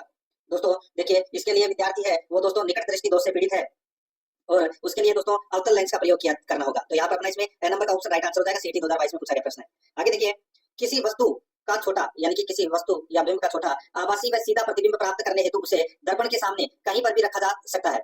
बताइए, कौन से दर्पण के सामने कहीं पर भी रखा जा सकता है, किसी वस्तु का छोटा आभासी व सीधा प्रतिबिंब प्राप्त करने हेतु उसे दर्पण के सामने कहीं पर भी रखा जा सकता है। तो इसका राइट आंसर हो जाएगा दोस्तों वो है इसमें उत्तल। यहाँ पर ए नंबर का ऑप्शन राइट आंसर हो जाएगा। सीटी में पूछा गया प्रश्न है, उत्तल दर्पण के सामने कहीं भी रखा जा सकता है। 51 नंबर का प्रश्न इसमें देखिए, प्रिज्म द्वारा सफेद प्रकाश के विक्षेपण में प्रकाश का कौन सा रंग अधिकतम विचलित होता है? अधिकतम विचलित होता है पूछा है। तो दोस्तों अधिकतम तो आप सभी को पता है बैंगनी है, ठीक है, ये मैंने अभी आपको बताया था। तो यहाँ पर इसका राइट आंसर क्या हो जाएगा दोस्तों? बैंगनी। ए नंबर का ऑप्शन बिल्कुल सही, ये भी सीटी में पूछा गया प्रश्न है। आगे देखिए, कार्तीय निर्देशांक तंत्र में लेंस का सूत्र है, बताइए दोस्तों। लेंस का सूत्र है वो अपने को बताना है। कार्तीय निर्देशांक तंत्र में लेंस का सूत्र सीटी में पूछा गया प्रश्न है दोस्तों, ठीक है। यहाँ पर देखिए, यू बराबर प्रकाशित केंद्र में बिंब की दूरी, बी बराबर प्रकाशित केंद्र से प्रतिबिंब की दूरी, एफ बराबर प्रकाशित केंद्र से फोकस दूरी, ठीक है। तो दोस्तों इसका जो निर्देशांक तंत्र में लेंस का जो सूत्र होता है वो होता है दोस्तों इसमें कौन सा? तो वो होता है दोस्तों आई बटे एफ बराबर दोस्तों आई सॉरी 1/f बराबर 1/v माइनस दोस्तों 1/u। तो यहाँ पर अपना इसमें राइट आंसर क्या हो जाएगा? सी नंबर का ऑप्शन बिल्कुल सही हो जाएगा इसमें। आगे देखिए, यहाँ पे 53 नंबर का प्रश्न है, मुख्य अक्ष के समानांतर गुजरने वाली किरणें उत्तल लेंस से अपवर्तन के पश्चात गुजरती है। मुख्य अक्ष के समानांतर गुजरने वाली किरणें उत्तल लेंस से अपवर्तन के पश्चात गुजरती है। तो दोस्तों इसका जो राइट आंसर हो जाएगा वो है इसमें, ये गुजरती है दोस्तों मुख्य फोकस से। यहाँ पर बी नंबर का ऑप्शन बिल्कुल सही। 54 नंबर का प्रश्न इसमें देखिए, किसी वस्तु का आभासी व विवर्धित प्रतिबिंब प्राप्त किया जा सकता है। किसी वस्तु का दोस्तों आभासी व विवर्धित प्रतिबिंब प्राप्त किया जा सकता है। तो दोस्तों ये अवतल दर्पण द्वारा, अवतल दर्पण द्वारा। तो यहाँ पर अपना इसमें राइट आंसर हो जाएगा सी नंबर का ऑप्शन बिल्कुल सही। आगे देखिए, दूरदृष्टि यानी कि दृष्टि दोष दृष्टि वेश में तब उत्पन्न होती है जब, दृष्टि दोष दृष्टि वेश में तब उत्पन्न होती है जब दोस्तों कॉर्निया की आकृति गोलीय नहीं होती, ठीक है, कॉर्निया की आकृति गोल नहीं होती तब, ठीक है। यहाँ पे एबीसीडी में पूछा गया प्रश्न है। आगे देखिए, सघन से विरल माध्यम में गमन करने वाली प्रकाश की एक किरण के लिए जब आपतन कोण क्रांतिक कोण के बराबर होता है तब अपवर्तन कोण होता है, तब अपवर्तन कोण होता है 90 डिग्री, ठीक है। आगे देखिए, मानव नेत्र का वह भाग जो नेत्र के अभिसारी लेंस के लिए फोकस का कार्य करता है कहलाता है, बताइए। मानव नेत्र का वह भाग जो नेत्र के अभिसारी लेंस के लिए फोकस का कार्य करता है कहलाता है। तो दोस्तों वो कहलाता है रेटिना यानी कि दृष्टिपटल। तो यहाँ पर द नंबर का ऑप्शन बिल्कुल सही हो जाएगा। फॉरेस्ट कार्ड में पूछा गया प्रश्न है। आगे देखिए, यदि उत्तल दर्पण की वक्रता त्रिज्या 60 सेमी हो तो उसकी फोकस दूरी है, तो उसकी फोकस दूरी है वो कितनी है? तो दोस्तों वो है +30 सेमी, +30 सेमी। तो यहाँ पर द नंबर का ऑप्शन राइट आंसर हो जाएगा +30 सेमी। आगे देखिए, 59 नंबर प्रश्न है, यदि प्रतिबिंब सीधा और छोटा है और दर्पण को चेहरे से दूर ले जाने पर यह सीधा रहता है तो दर्पण प्रतिबिंब होता है, बताइए। यदि प्रतिबिंब सीधा और छोटा है और दर्पण को चेहरे से दूर ले जाने पर वह सीधा रहता है तो दर्पण होता है। तो दोस्तों ये कौन सा दर्पण होता है? तो ये उत्तल दर्पण होता है दोस्तों। राइट आंसर हो जाएगा यहाँ पे बी नंबर ऑप्शन बिल्कुल सही। आगे देखिए, चांद सतह पर एक पर्यवेक्षक को दिन के समय आकाश दिखाई देगा। दिन के समय आकाश है वो कैसा दिखाई देगा? चांद से अगर हम देखें तो दोस्तों वो काला दिखाई देगा। राइट आंसर हो जाएगा यहाँ पे ए नंबर का ऑप्शन बिल्कुल सही, काला। आगे देखिए, किसी अज्ञात स्रोत द्वारा उत्पन्न प्रकाश की तीव्रता को मानक स्रोत के रूप में मापने के लिए किस उपकरण का उपयोग किया जाता है? बताइए, किसी अज्ञात स्रोत द्वारा उत्पन्न प्रकाश की तीव्रता को मानक स्रोत के रूप में मापने के लिए किस उपकरण का उपयोग किया जाता है? दोस्तों इसका जो राइट आंसर हो जाएगा वो है इसमें किसका? तो ये फोटोमीटर का। तो यहाँ पर अपना इसमें राइट आंसर नंबर ऑप्शन हो जाएगा फोटोमीटर का। आगे देखिए, निम्नलिखित में से किस घटना को प्रकाश के अपवर्तन के लिए जिम्मेदार नहीं ठहराया जा सकता है? बताइए, निम्नलिखित में से किस घटना को प्रकाश के अपवर्तन के लिए जिम्मेदार नहीं ठहराया जा सकता है? दोस्तों इसका तो राइट आंसर हो जाएगा वो है इसमें लाल शिफ्ट। तो यहाँ पर अपना इसमें बी नंबर का ऑप्शन राइट आंसर हो जाएगा लाल शिफ्ट। फॉरेस्ट गार्ड एग्जाम में पूछा गया प्रश्न है। आगे देखिए, संचार में प्रयुक्त होने वाला फाइबर ऑप्टिकल केबल किसके सिद्धांत पर कार्य करता है? तो ये कौन किसके सिद्धांत पर कार्य करता है? तो ये करता है दोस्तों प्रकाश के पूर्ण आंतरिक परावर्तन के सिद्धांत पर, ठीक है। राइट आंसर इसमें द नंबर ऑप्शन हो जाएगा। आगे देखिए, यहाँ पे देखिए, पाइरेडियोमीटर का प्रयोग किसको मापने के लिए किया जाता है? तो दोस्तों ये सौर विकिरण को मापने के लिए इसका प्रयोग किया जाता है। बी नंबर ऑप्शन बिल्कुल सही, ये भी पूछा गया प्रश्न। आगे देखिए, दृष्टिकोण अबिंदुकता उत्पन्न होता है जब, दृष्टिकोण अबिंदुकता उत्पन्न होता है जब दोस्तों कार्निया की आकृति गोलीय नहीं होती है तब। तो यहाँ पर अपना इसमें right answer C number option हो जाएगा। आगे देखिए, फोकस दूरी +20 सेंटीमीटर +50 सेंटीमीटर तथा -25 सेंटीमीटर के 3 पतले लेंसों को एक दूसरे के संपर्क में रखे जाने पर इन लेंसों के निकाय की प्रभावी क्षमता है। तो दोस्तों वो प्रभावी क्षमता है वो कितनी है? तो दोस्तों वो है +3D। यहाँ पर सी नंबर का ऑप्शन बिल्कुल सही हो जाएगा। आगे देखिए, एक गोलीय दर्पण तथा एक पतले गोलीय लेंस प्रत्येक की फोकस दूरी +25 सेंटीमीटर नई कार्तीय चिन्ह परिपाटी में है। दर्पण तथा लेंस संभवतः है। तो दोस्तों इसका तो राइट आंसर हो जाएगा वो है दोनों उत्तल। द नंबर का ऑप्शन बिल्कुल सही हो जाएगा। आगे देखिए, नेत्रदान में नेत्र के किस भाग का उपयोग किया जाता है? नेत्रदान में नेत्र के किस भाग का उपयोग किया जाता है? तो दोस्तों कॉर्निया का उपयोग किया जाता है, कॉर्निया का, ठीक है। तो यहाँ पर अपने इसमें right answer B number option बिल्कुल सही, कॉर्निया का। आगे देखिए, यदि प्रकाश के पथ में रखी अपारदर्शी वस्तु अत्यंत छोटी हो तो प्रकाश इसके किनारों पर मुड़ने की प्रवृत्ति दर्शाता है। इस प्रभाव को कहते हैं। यदि प्रकाश के पथ में रखी अपारदर्शी वस्तु अत्यंत छोटी हो तो प्रकाश इसके किनारों पर मुड़ने की प्रवृत्ति दर्शाता है। इस प्रभाव को कहते हैं। तो दोस्तों इस प्रभाव को विवर्तन कहते हैं। यहाँ पर बी नंबर का ऑप्शन बिल्कुल सही, विवर्तन कहते हैं। आगे देखिए, एक दर्पण में हम अपने चेहरे को सीधा एवं आवर्धित प्रतिबिंब देख रहे हैं तो दर्पण की आकृति है। एक प्रतिबिंब में हम अपने चेहरे का सीधा एवं आवर्धित प्रतिबिंब देख रहे हैं तो दर्पण की आकृति है। तो दोस्तों दर्पण की आकृति अवतल है। यहाँ पर ए नंबर का ऑप्शन बिल्कुल सही हो जाएगा, अवतल। आगे देखिए, 11 नंबर का प्रश्न है, मरुस्थल में मृग तृष्णा के निर्माण का कारण है। मरुस्थल में मृग तृष्णा के निर्माण का कारण है। तो निर्माण का कारण क्या है बताइए? तो दोस्तों वो है ऊंचाई के साथ वायुमंडल का अपवर्तनांक घटता है। दोस्तों ऊंचाई के साथ वायुमंडल का अपवर्तनांक घटता है, ठीक है। यहाँ पर ए नंबर का ऑप्शन राइट आंसर हो जाएगा। देखिए, वीडियो मैथ्स में पूछा गया प्रश्न है। एन नंबर ऑप्शन बिल्कुल सही। आगे देखिए, निम्न में से कौन सी तरंग सामान्य टीवी के रिमोट कंट्रोल के द्वारा उपयोग में ली जाती है? तो इसका राइट आंसर हो जाएगा वो है अवरक्त तरंगे। अवरक्त तरंगे राइट आंसर इसमें बी नंबर ऑप्शन हो जाएगा। आगे देखिए, आकाश के नीले दिखाई देने का मुख्य कारण है। आकाश के नीले दिखाई देने का मुख्य कारण क्या है? तो दोस्तों वो मुख्य कारण है वायुमंडल में उपस्थित है धूल आदि के कणों द्वारा सौर किरणों का प्रकीर्णन। तो यहाँ पर बी नंबर का ऑप्शन बिल्कुल सही उत्तर इसमें हो जाएगा। आगे देखिए, 74 नंबर का प्रश्न है, किसी अपारदर्शी वस्तु का रंग उस रंग के कारण होता है जिसे वह, किसी अपारदर्शी वस्तु का रंग उस रंग के कारण होता है जिसे वह दोस्तों परावर्तित नहीं करता है, परावर्तित नहीं करता है। यहाँ पर सी नंबर का ऑप्शन बिल्कुल सही उत्तर हो जाएगा इसमें। 75 नंबर का प्रश्न इसमें देखिए, एक समतल दर्पण पर आपतित किरण 60 डिग्री का कोण बनाती है तो परावर्तन कौन होगा? एक समतल दर्पण पर आपतित किरण 60 डिग्री का कोण बनाती है तो परावर्तन कौन होगा? तो दोस्तों इसका राइट आंसर हो जाएगा वो है इसमें तो परावर्तन कौन होगा दोस्तों? 60 डिग्री का। तो यहाँ पर अपना बी नंबर का ऑप्शन बिल्कुल सही उत्तर हो जाएगा 60 डिग्री का। आगे देखिए, किस गुणधर्म के कारण पानी से भरे बर्तन में डुबोई छड़ी मुड़ी हुई प्रतीत होती है? किस गुणधर्म के कारण पानी से भरे बर्तन में डुबोई छड़ी मुड़ी हुई प्रतीत होती है? तो दोस्तों इसका जो राइट आंसर हो जाएगा वो है इसमें अपवर्तन। तो यहाँ पर इसका राइट आंसर हो जाएगा अपवर्तन। सी नंबर का ऑप्शन बिल्कुल सही। आगे देखिए, निम्न में से किस वैज्ञानिक ने सर्वप्रथम बताया कि प्रकाश तरंगों के रूप में संचालित होता है? निम्न में से किस वैज्ञानिक ने सर्वप्रथम बताया कि प्रकाश तरंगों के रूप में संचालित होता है? राइट आंसर हो जाएगा वो है हाइगन्स ने। राइट आंसर इसमें बी नंबर ऑप्शन सही। आगे देखिए, एक दर्पण में हम अपने चेहरे का सीधा एवं आवर्धित प्रतिबिंब देख रहे हैं तो दर्पण की आकृति है। तो दोस्तों दर्पण की आकृति कैसी है?